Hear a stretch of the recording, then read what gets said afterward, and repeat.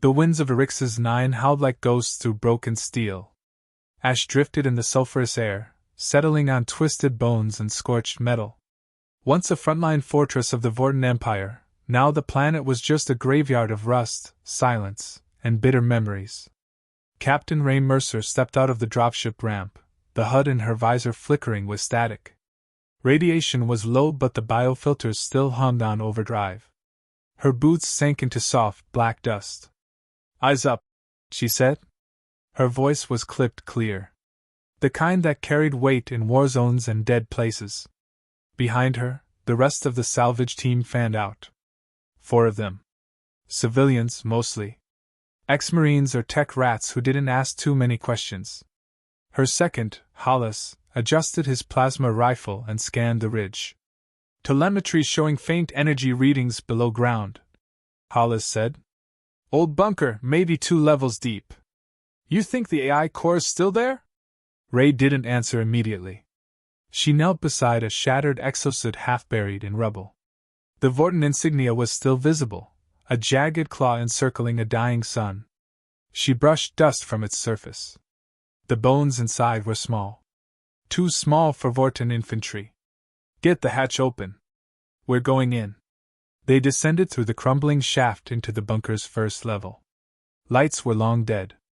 Only the green gleam of helmet lamps cut the darkness. The walls bore impact scars from plasma rounds. Dried blood trailed like shadows down the hall. "This isn't a lab," muttered Goro, the engineer. This was a kennel. Ray smelled it too: old fur, rot, oil, and antiseptic. The scent of forgotten experiments. She motioned them forward, sweeping left then right. And then she saw it. Past the collapsed bulkhead, through the exposed rebar and warped steel, something stirred in the shadows. A low growl crawled into their comms. "Contact! Heat signature, non-human," Hollis snapped, aiming. "No," Ray ordered sharply. "Hold." The figure limped forward from the darkness. 10 feet tall if it stood fully. For limbs, armored with cracked bioplating. Patches of matted fur stretched over muscle that looked like it had been carved, not grown. Its eyes, slit pupils glowing faintly, locked onto Ray's. Not rage. Not fear. Just exhaustion. And pain. "What the hell is that?" Goro whispered. "A war dog," Ray said quietly. "Vorten. Genetically engineered shock unit. They didn't use many, too unstable." Its left forelimb was twisted, broken. A shackle still clamped around its rear leg, attached to a chain embedded in the wall. The chain had grooves, deep ones, worn from years of pulling. "Why is it still alive?" Hollis muttered. Ray stepped closer. Slowly. Her weapon stayed holstered. "Because someone forgot to tell it the war ended." The creature didn't attack. It just lowered its head. A faint whimper escaped its throat, barely audible through the static. She raised her visor. Let it see her eyes. "Can you understand me?" It blinked once. A neural node was embedded at the base of its skull. Ray activated her scan. Data crawled across her display. Combat logs, pain thresholds, memory fragments. Then, audio log, Vorten K09//name, Karzak. Last directive, defend Commander Krantel. Status, abandoned. Time since last contact, 14 years, 122 days. Her jaw tightened. 14 years, she whispered. "It's been chained here, waiting." Goro shifted uncomfortably. "Captain, Union law is clear. These things are listed under Category Red. No recovery. No retrieval. No contact." Hollis raised his rifle. "We should end it. It's mercy." But Ray stepped between them. "I'm not putting a bullet in something that's been forgotten by its masters and still didn't give up. It's a weapon," Hollis growled. "Built to kill us. It saved its logs," she said. "It remembers. That's not just programming. That's survival." Karzak didn't move. It just stared at her hand. She extended it slowly. Palm out. Seconds passed. Then, One massive clawed paw inched forward. Trembled. Touched her fingers. The chain rattled. She turned. Get me the plasma cutter, Captain. Now. The chain snapped with a hiss of metal. Karzak didn't leap, didn't roar. It just collapsed with a tired grunt. Ray knelt beside him, checking vitals. Weak, but stable. Its breathing slowed, pupils dilating. Behind her, Hollis cursed. This is insane. What are you planning to do? Smuggle it through quarantine? We'll be arrested. Ray didn't look up. We patch him up. We bring him back. Let command decide. You think they'll take a vote on it? They'll dissect it. Burn it. It's Vorten. She stood. Yeah? So were the ones who surrendered. So were the ones we gave asylum to, after the war. You gonna burn them too? Silence. Karzak lifted his head again. His voice came low, broken, almost alien in tone, but understandable. Why not kill? The words hung in the air like an accusation. Ray's reply was soft, but firm. Because you're not an enemy anymore. Karzak stared at her, unblinking. She reached for her comm. Mercer to Echo 1. Prep the medbay. We're bringing something home. Karzak didn't move for the first 6 hours aboard the Echo 1. Sedated, restrained, and surrounded by medical machinery barely compatible with Vorten biocoding, the creature lay on the reinforced medbay deck, monitored by a jury-rigged array of scanners, nutrient lines, and pulse suppressors. Its wounds ran deep: burns, nerve degradation, partial starvation. But the biggest damage was in its mind. Captain Ray Mercer leaned against the bulkhead outside, arms folded. You sure about this? Hollis asked again. His tone wasn't hostile now. Just tired. Ray nodded once. I've seen worse survivors. Never seen one wait 14 years for orders. She waited, Goro said from the terminal nearby. Directive logs show it was issued a final command: protect Commander Crantle. It's been trying to follow that order every second since. Even after Crantle abandoned him. Ray murmured. Goro turned the screen toward her. It logged distress calls for 219 days straight. No response. Then it switched to silent watch mode. No aggression. Just waiting. Ray didn't reply. She just stared through the medbay window. Karzak's chest rose and fell slowly. A creature bred for war, now helpless and cradled in a human ship's care. When Karzak woke, it didn't snarl. Didn't thrash. It just looked around, eyes adjusting slowly to sterile light. Ray entered alone. She left her sidearm behind. The door sealed with a hiss. Karzak's gaze followed her every step. I don't know if you understand words the way we do, she said calmly. But I'm going to talk anyway. Just listen. The war beast blinked. She stopped 2 meters away, crouched low to meet its eye level. I'm Ray Mercer. Human. I used to fight your kind. I've killed your kind. But you're not the same as them. You waited. You didn't lash out. You still obeyed. Karzak's voice came, slow and mechanical, more growl than language, as if his throat had forgotten how to speak. You, our enemy. Maybe. Not today. Others say kill me. I overruled them. Karzak processed that for several seconds. Why? Because no one deserves to be forgotten like that. She paused. Not even a weapon. Silence. Finally, Karzak lifted one heavy limb, pointing to the neural socket above his spine. Remove command. Ray frowned. You want your orders erased? It nodded once. Slowly. As if every movement still pained it. I do not want to wait anymore. Ray swallowed. That wasn't just programming. That was a choice. In the bridge, hours later, the conversation with command didn't go as hoped. Admiral Halden's hologram flickered into view. His uniform was crisp. His expression wasn't. You brought a classified biological war asset onto a civilian salvage vessel. That's a direct violation of Article 17C. Ray didn't flinch. He's not a weapon anymore. He wants the order removed. He wants free will. He? Mercer, it's a construct. Genetically bred, cybernetically programmed, psychologically molded for battlefield obedience. He asked to stop waiting? That doesn't sound like programming. Halden scowled. You're not cleared for ethical evaluations. Turn the vessel around and bring the asset to Cryo Facility Theta. No debates. Ray's jaw tightened. That facility dissects alien tech. You're not planning to help it, you want to tear it apart. This isn't about mercy, Captain. It's about protocol. The link cut. That night, Ray sat in the cargo hold, helmet off, staring at the ceiling. The ship hummed around her. Outside, stars passed like ghosts. She didn't sleep. Footsteps, no. Heavy movement. Then silence. She looked up. Karzak stood in the doorway. He didn't enter. You should be resting. I heal. Ray motioned to the crate beside her. Sit if you want.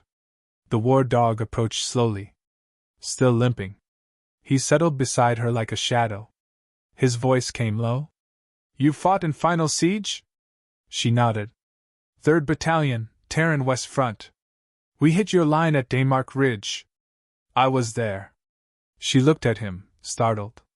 I remember, fire and sky. Metal rain. Screams. Ray exhaled. Yeah. We dropped orbital bursts at 0200.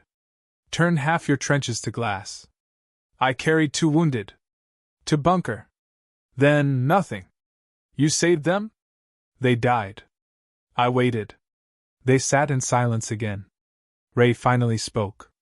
I had orders to leave our medics behind once the retreat began. I followed them. 4 of them didn't make it. They begged. I didn't look back. Karzak turned to her. We both obeyed. She nodded. And we both regret it. He looked down at his clawed hand. Who are we, without command? Ray didn't answer. Not yet.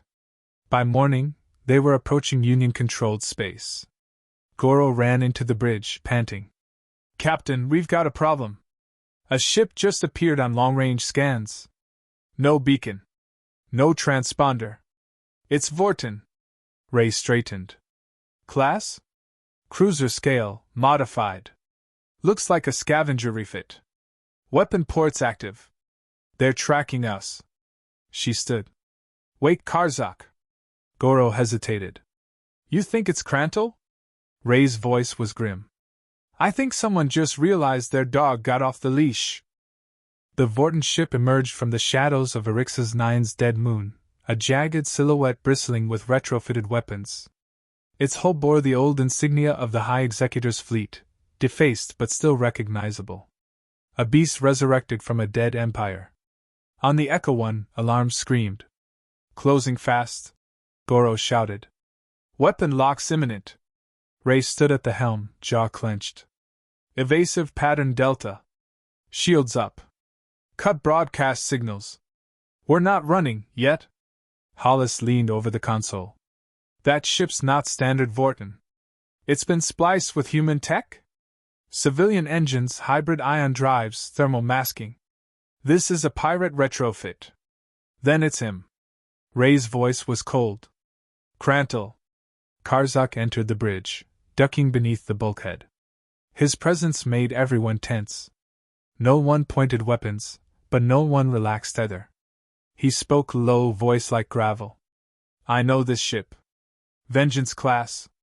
Modified by Krantel after defeat. He used it to hunt deserters. Ray didn't take her eyes off the screen. What's he doing here? He felt me wake. Our bond, old tech, deep thread. Meant for command control. You think he's here to reclaim you? Karzak's lips curled. No. He comes to erase me. The Echo One didn't stand a chance in open combat. Ray knew it. So did Hollis. They've got a 6-to-1 firepower advantage. We won't outrun them in this ship. So we don't, Ray said. We drop. Goro blinked. Onto the Rift Barrens? That zone is unstable. Magnetic storms, tectonic spikes, zero visibility. Perfect place to disappear, Ray replied. She turned to Karzak. You've crossed that terrain before? He nodded once. During the war. Only thing worse than the barrens were the mines beyond it. Then you're our guide. The descent was brutal. Plasma shots grazed their hull as the Echo 1 dove into Erix's 9 stratosphere. The atmosphere roared around them. Shields cracked under pressure. Hull alarms flared red across every screen. Drop altitude, Ray barked. We ride the canyon edge. The ground rose fast. Then impact. The ship skidded across glass-like rock, metal shearing off, engines sparking. It finally crashed to a halt in a ravine choked with black ash and luminous fog. Silence. Ray unstrapped, coughing. Status? Goro groaned. Alive. Systems fried.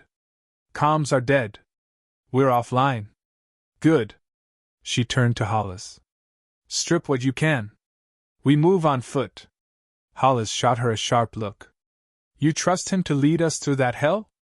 Karzak stepped forward. I know every path. And you're sure he won't lead us into a trap? Hollis pressed. Ray didn't blink. If he wanted us dead, we'd already be dead. The Rift Barrens lived up to its name. Lightning lanced from fractured clouds, striking obsidian pillars that hummed with residual energy. The ground shifted without warning. No birds. No wind. Just a low, endless vibration, like the heartbeat of a dying world. They moved single file. Karzak took point. His gait was uneven but steady. Ray followed close behind, scanning terrain and motion sensors. The others brought up the rear, weapons drawn, nerves taut. Why does he want you gone so badly? She asked quietly. Karzak answered without turning. Because I remember. Remember what? The things he ordered. The things I did. The things I refused. She frowned. You disobeyed? Once. I refused to kill a child. Vorten child. Deemed defective. Ray was silent a long moment. What happened? He beat me. Broke my jaw. But he didn't kill me. Said loyalty was built through pain. Ray's voice hardened. He was wrong. Karzak looked back at her. Then why did I still wait? They reached a shattered ridge. Ahead, the landscape broke into a maze of canyons glowing with faint blue light. Karzak stopped. This is the divide. Cross it, and we lose them. But it is dangerous. Ray nodded. Then we move fast. Behind them, the sky cracked open. From the clouds, a drop pod screamed downward, black and jagged. It slammed into the ridge behind them, ejecting 3 armored figures. Scavenger troopers. Vorten design with human mods. Red optics. Plasma rifles. They opened fire. Cover! Ray shouted. Hollis dropped behind a rock shelf, returning fire. Goro hit the dirt, clutching his gear. Ray fired 2 controlled bursts, taking 1 trooper through the neck. Sparks flew. The body convulsed and dropped. Karzak didn't duck. He charged.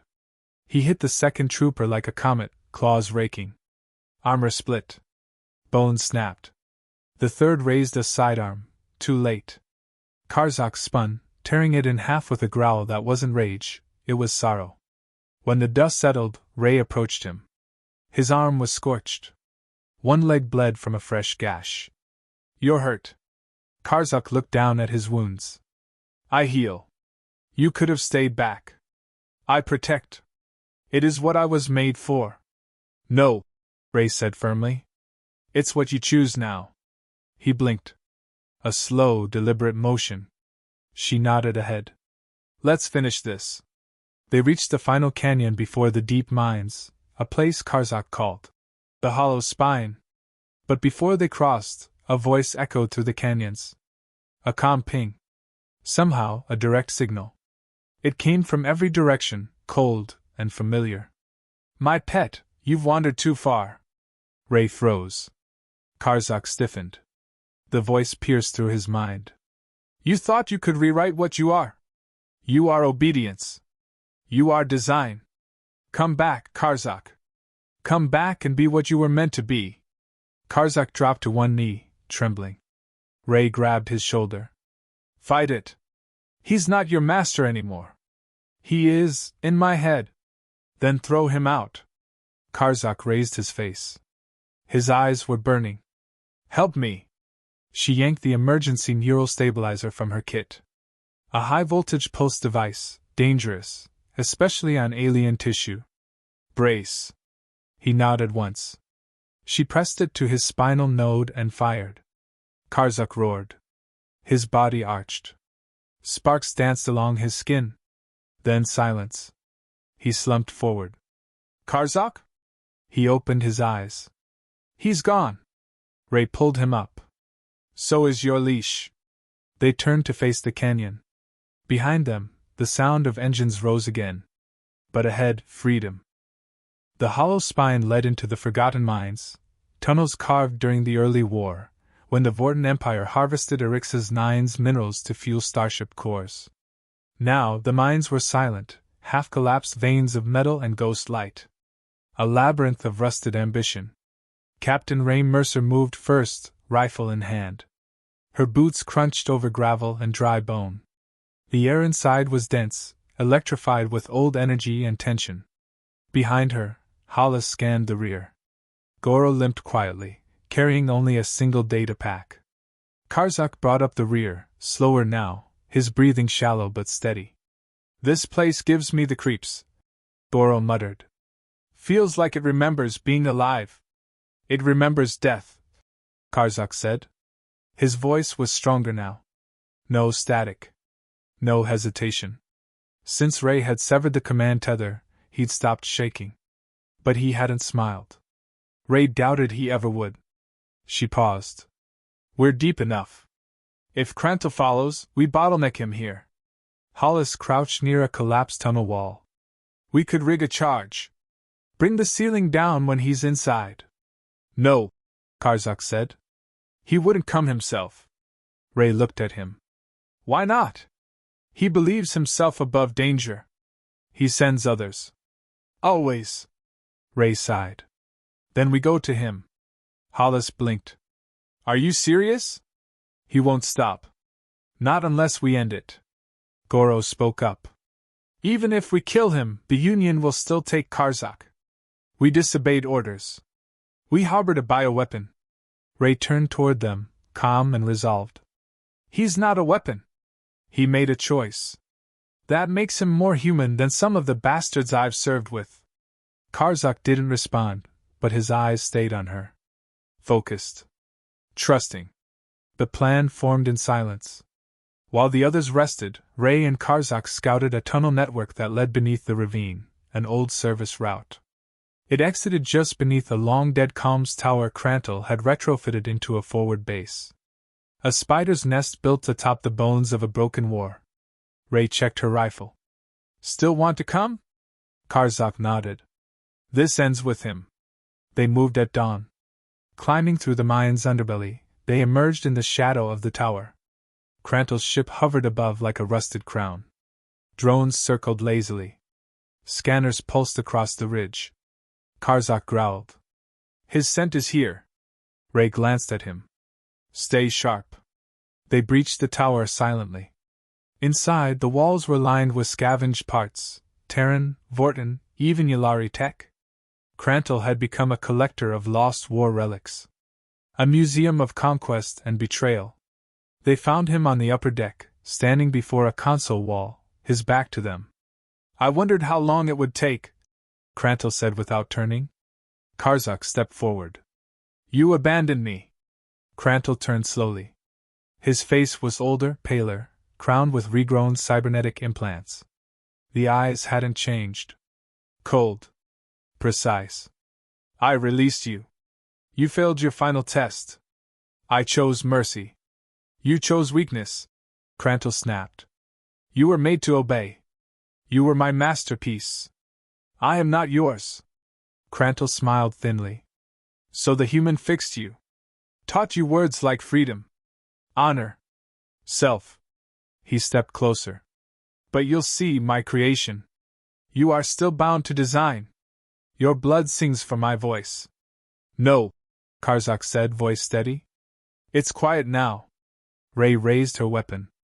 We're done here, Crantle. The warlord laughed. You think it ends with me? You're already marked. That creature in your ship?